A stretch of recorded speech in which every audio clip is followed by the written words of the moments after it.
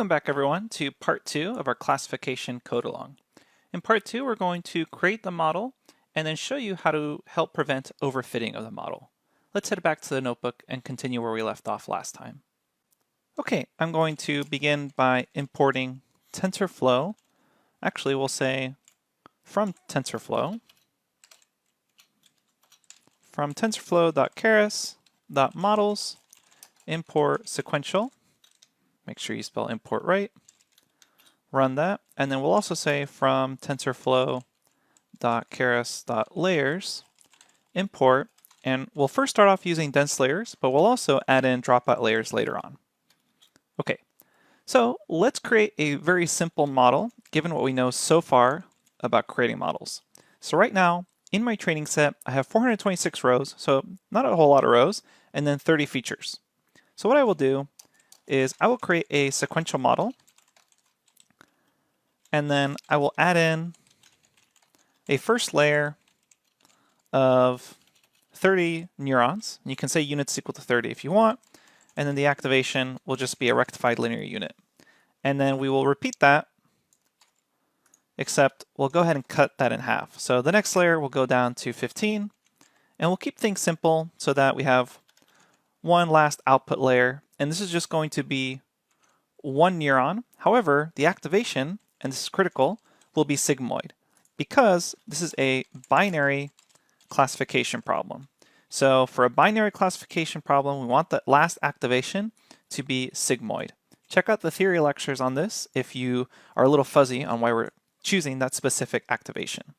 So we have binary classification, one neuron, outputting something between a 0 and 1, and that will decide what class this belongs to, either malignant or benign. And then we will compile this, so we'll say model compile. And we also have to make sure this loss call is correct. This should be binary underscore cross entropy in order for it to work correctly. And then the optimizer, we have lots of different options here, but we'll go ahead and just choose an atom optimizer. So we created our model, and now it's time to train the model. We'll say model.fit, and we'll say x is equal to xtrain, y is equal to ytrain, and then epochs, and I'm going to choose a really large number of epochs here, so 600. This is probably way too many for this particular training, but I want to specifically actually show you what it looks like when you overfit to your training data. And to do that, we're also going to pass in our validation data. So we'll say validation data, and we'll pass in xtest and ytest. So go ahead and run this, and this will take a while because we're running it for so many epochs. So I'm going to fast forward in time until this is done training on the 600 epochs. So that's 600 times through the entire training set. So let me fast forward in time. Okay, this is just finished training for those 600 epochs. What we're going to do now is we'll go ahead and plot out the loss. And remember, we passed in our validation data during the training. So we'll be able to plot out both the training loss and the validation loss. Recall that I can say model.history.history, and I can pass that into a pandas data frame, and we'll call that losses. And then here's my losses. I have the training loss and the validation loss. Let's go ahead and plot this out and see what this looks like. So here are my losses, and this is a perfect example of overfitting. So what is the key characteristic here of overfitting? You'll notice in the beginning, during the first couple of epochs, both validation and training loss are both decreasing. That's good. That means we haven't yet overfit to our training data, and as we go along, we're decreasing loss in both the validation set and the training set. However, at a certain point in time, notice that our training loss here in blue is still going down. However, our validation loss is beginning to increase. That basically tells us that we're overfitting to our training data set. So we have a clear indication here that we're training just for too many epochs. Notice the validation loss gets worse and worse after these epochs. So what we're going to do is we're going to see if we can use early stopping. So we've obviously trained too much, and what we're going to do is show you how to use TensorFlow Keras callbacks to actually, based on your validation loss, stop the training before it gets out of hand as shown here. So I'm going to copy and paste our model again. And this is kind of important in order to show this because we don't want to keep training on the same model. I want to recreate the model fresh. So I will copy and paste these commands. So scroll down, go ahead and basically redefine your model again. And then let me show you how we can use callbacks. And these are not the only callbacks we'll be using throughout the course. This is our first instance of using one. We'll say from TensorFlow.keras.callbacks import, and the callback we'll be learning about right now is called early stopping. And I would encourage you to call help on early stopping to see the full details on it. But basically what's happening here is we have to choose a metric to monitor, and in our case it will be validation loss, this orange metric right here. So we're going to be tracking that validation loss, and then you can also specify things like the minimum change required. Also, there's patience, which is the number of epochs with no improvement after which training will be stopped. So it doesn't just do a hard stop the minute that validation loss goes up a little bit. You can see that throughout training there is a little bit of noise, so maybe we want to wait a couple of epochs. So we can have that patience parameter there as well. And we also have different modes of training. So lots of different things you can explore here, and you can even see the full example that's available to you in the docstring. But let me show you how to use this early stopping.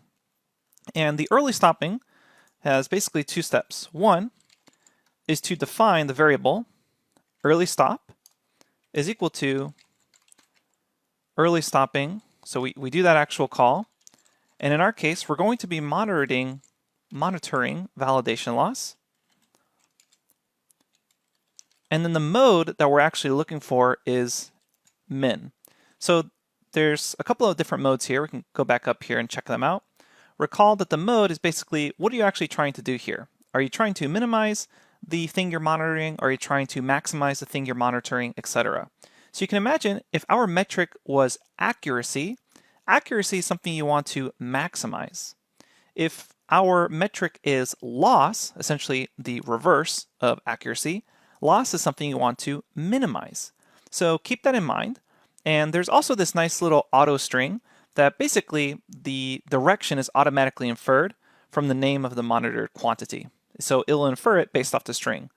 That usually almost always works, but just in case it doesn't, I would recommend that you manually put in min or max. It also lets you know that you know enough about the metric you're actually tracking to understand what you should be doing for early stopping. So in this case, we're tracking our validation loss, which is what we want to minimize. Because if we have a loss of 0, that means we have a perfect fit.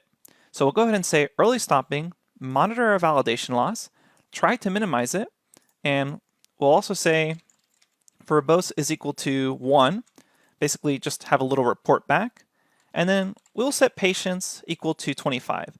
That means we'll wait 25 epochs even after we've kind of detected a stopping point because of noise that could occur. So we create this early stop variable, and then upon calling model.fit, and I'm going to copy the same command we used before. So up here we have our original model fit command. Just go ahead and copy that. So we'll go ahead and copy the contents of that cell. Make sure you've redefined the model again, otherwise you'll accidentally be training the old model. So we just redefined the model again, and now I'm calling model.fit. Everything looks the same, except now I'm going to add in a couple more lines here. We'll say callback parameter, or callbacks, is equal to, and you actually pass this in as a list, even if it's just one, and you pass in that early stop callback. So go ahead and run this, and now what's going to happen is it's going to attempt to run on 600 epochs unless the early stop is triggered. And in this case, note that the early stop was triggered. And if you scroll down here, it stopped training after 81. So it has that early stopping call. So that's nice. Now we know that 600 was too much. And what's also nice about this is you can now, with early stopping, choose some arbitrarily large number of epochs and then indicate that you want it to stop early with this callback. So now you don't have to worry too much about choosing the correct number for epochs, since callbacks with early stop will take care of that for you automatically. Let's now check out that model loss. So we'll say model loss is equal to this pandas data frame call on model history.history, and then we will say model loss plot. Go ahead and run this. And this is exactly the kind of plot that we want to see, where loss and validation loss are both beginning to go down, and right as they begin to spread out, that's probably where a good indication of where we should stop training. So notice this flattening out, that's okay behavior. What we want to prevent is validation loss beginning to increase, and that's what was happening, so early stop was triggered. All right, so the third thing we can do to try to help prevent overfitting is add in dropout layers. So dropout layers will essentially turn off a percentage of neurons randomly. So let's come back up here, and I'm going to copy and paste my model again to make sure I don't accidentally keep training my old model. So there's my model again, and what I'm going to do is you can do this in the same cell or in the cell above it, we will say from TensorFlow.keras.layers import dropout. We've technically already done this, I just want to clarify that the dropout call comes from keras.layers. And you should have already imported this before, but go ahead and just do it again. And what we're going to do is after each of these two dense layers, we will add in the dropout call. We'll say model.add, and then we say dropout, and then the main parameter you choose with dropout, you can do Shift Tab here, and you'll notice that the main thing is basically rate. And the rate is the probability that you're going to randomly turn off the actual neurons. So it's the fraction of which you're randomly turning them off. So if you put a 0, that means you're taking 0% of the neurons and randomly turning them off during training. If you put a 1 here, you typically would never do that, but that basically means that 100% of the neurons are going to be turned off randomly for each batch of training. So what is a really common value is somewhere between 0.2 and 0.5, and essentially that means is half the neurons during each batch, essentially each batch is one entire epoch of training. In our case, because we haven't specified a batch size, half of those neurons in this layer of 30 are going to be turned off. So their weights and biases won't be getting updated. So we'll go ahead and put that here as well. And that means, again, about half of these neurons are going to be turned off randomly. So it's not the same neurons each time. It's a random subselection of 50% of the neurons. Okay, so that each neuron has essentially a 50% probability of being turned off during each batch. So go ahead and rerun this so we redefine our model, and then we'll use this in combination with dropout. So we can still retain the same early stopping here, but I'm going to copy and paste the contents of this model.fit. We still have our early stopping, and now we've added in these dropouts. So both of these things should really help prevent overfitting. We'll go ahead and run this, and we shouldn't expect this to run on all 600 epochs. So go ahead and just wait a little bit, and eventually it should stop running. Notice it did run for a little bit longer, and that's actually good because it means it's still learning even on those further epochs. And that's due to the fact of these dropout layers. So let's go ahead and analyze now these losses here. We'll say model loss is equal to PD data frame, model history, and then we'll go ahead and plot this out. And this is even better behavior. In fact, this is absolutely fantastic. Note that the training loss and the validation loss are both quickly going down, and they essentially are flattening out at the same rate. This is exactly the kind of behavior we want to see. This is much improved over what we saw earlier.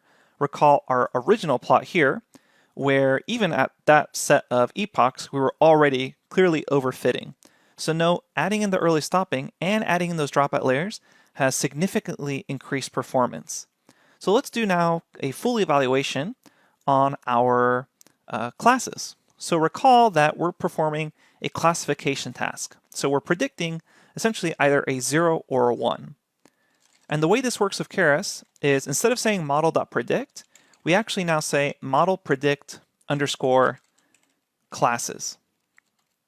We pass in our test data set, and it will end up showing you the classes it predicts for the X test dataset. And recall that even if you had some new tumor with all these features, it still just predict classes. A new data point is essentially the exact same thing as a test set. So then we'll go ahead and say these are our predictions. And now let's go ahead and say from sklearn.metrics import, and there's two main things we import for a classification problem, and that is a classification report and a confusion matrix. And definitely check out the machine learning theory lectures if you have any questions on things like accuracy, precision, recall, or F1 score. We've actually already covered what those represent.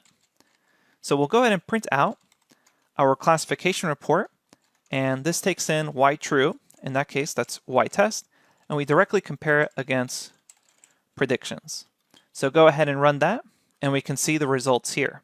So notice we're getting very good performance, and we can check the performance by printing out our confusion matrix,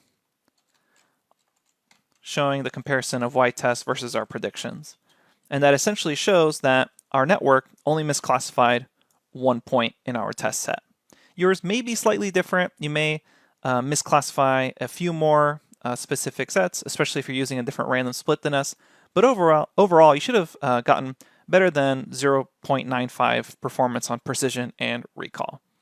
Okay, so you can also then check out the accuracy here. We're 99% accuracy, and we're doing fantastic on precision and recall. And recall that here that accuracy is a good metric because we saw that we had relatively balanced classes. They weren't perfectly balanced, but they weren't extremely unbalanced either. And that's what this count plot of the actual label was for. All right, so now we have more tools in our arsenal for deep learning. We've understood now that we can add in dropout layers, and we can also use early stopping to not have to worry about the number of epochs that we're training for. So lots and lots of different things that we're going to keep adding to our toolkit to become better practitioners of deep learning with TensorFlow. Okay, thanks, and I'll see you at the next lecture.